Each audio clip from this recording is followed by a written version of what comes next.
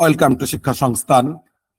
আজকে আমরা আলোচনা করব যে বিষয়টি নিয়ে খুবই বহু চর্চিত দীর্ঘদিন ধরে, যে এসএলএসটি এসএসসি এসএলএসটি 2025-এর যে অনগোয়িং প্রসেস, সেই অনগোয়িং প্রসেসে 11-12-এর অনেক কাউন্সেলিং হয়ে গেছে, অনেক সাবজেক্টে তাদের পিভিআর পর্যন্ত হয়ে গেছে, এইবারে শুধু জয়েনিং বাকি।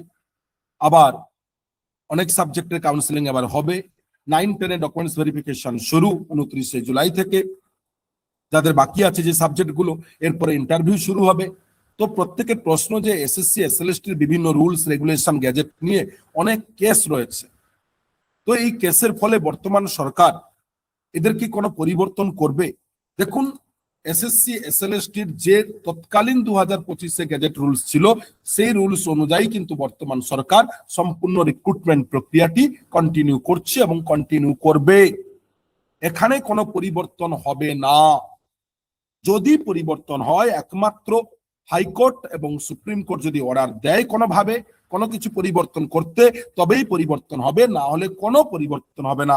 10 মার্কসের এক্সপিরিয়েন্স বলুন, আদার্স যাবতীয় কিছু বলুন, কোনো হবে না।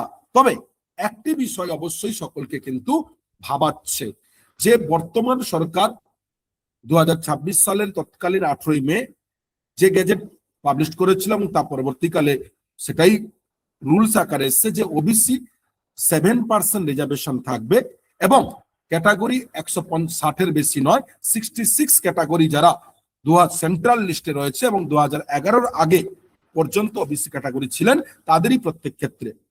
কিন্তু 2025-এর এসএসসি এসএলএসটি তৎকালীন সরকার যে 17% 2025-এর জুলাই মাসে যে রুলস পাস করেছিল 17%, তো এসএসসি এসএলএসটি কিন্তু এই 17% রুলস অনুযায়ী 11-12-এর এমপ্যানেল হয়েছে, কাউন্সেলিং হয়েছে, পিভিআর হয়েছে, মেডিকেল হয়েছে, জয়েনিং হবে এবং 11, 9, 10 ডকুমেন্টস ভেরিফিকেশন কিন্তু এই 17% এটা ধরেই হয়েছে।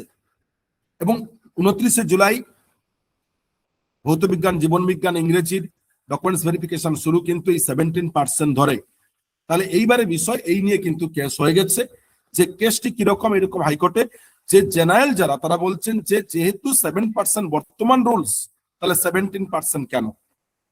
আর 17% না দিলে তৎকালীন গ্যাজেটকে ভায়োলেন্স করা হবে, আর 7% দিলে আবার কি বর্তমানে রুলস রেগুলেশনকে নিয়ে প্রশ্নের মুখে। তাই ওবিসি 7% না 17% ভবিষ্যতে থাকবে, সেটা কিন্তু কোর্টের অর্ডার বা নির্দেশের উপর ডিপেন্ড করবে। কিন্তু বর্তমান নিয়োগ প্রক্রিয়া 17% এবং 10 মার্কসের এক্সপিরিয়েন্স, অর্থাৎ অল 2025-এর যে গ্যাজেট রুলস ছিল সেই অনুযায়ী চলবে। এর মধ্যে কোনো পরিবর্তন এখন হবে না, এটা 100%, যদি না কোর্ট অর্ডার না দেয়।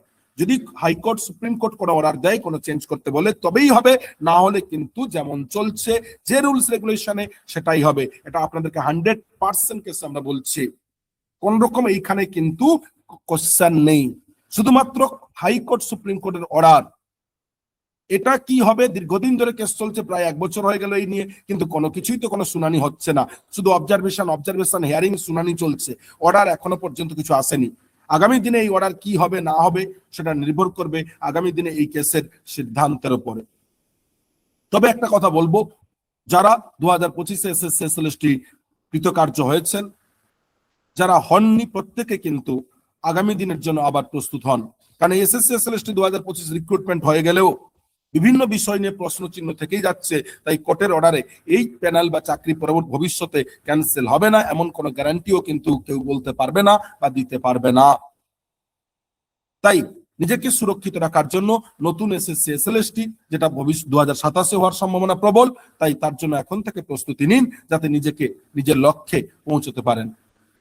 এবং প্রতি মুহূর্তে নিত্য নতুন তথ্য পাওয়ার জন্য অবশ্যই যারা এখনো পর্যন্ত আমাদের শিক্ষা সংস্থান Belgharia official YouTube channel follow করেননি, আমাদের শিক্ষা সংস্থান এডুকেশনাল ইনস্টিটিউশন ফেসবুক পেজ এবং ফেসবুক ফলো করেননি, দ্রুত করুন, যাতে প্রতি মুহূর্তে নিত্য নতুন তথ্য আপনাদের সামনে আমরা নিয়ে আসতে পারি।